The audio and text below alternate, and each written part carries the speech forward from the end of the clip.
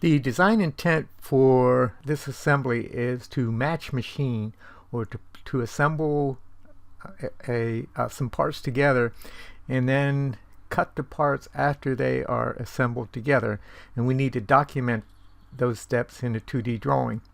And so I'm going to just delete these assembly features, and we'll put those back in again.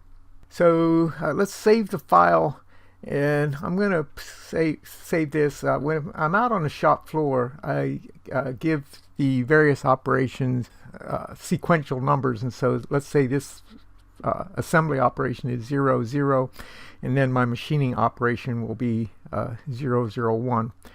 And so I start a new assembly, and I place the 0, 0, or the unmachined assembly. Then I'm going to go ahead and put the holes at this level.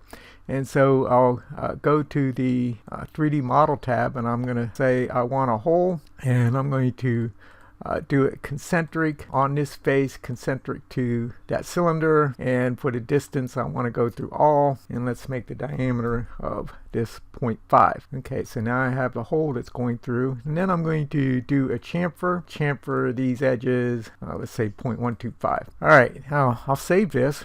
And so I have this assembly in two different states, 0, 0 state, or the unmachined state, and then the machined state. I'll then go to my drawing, and I'll place a base view, and I can place a base view of the machined state, and I can do whatever projective views off of that I need. The unmachined, or 001 file, and I'll put that in. And so I have the unmachined and the machined state in the file.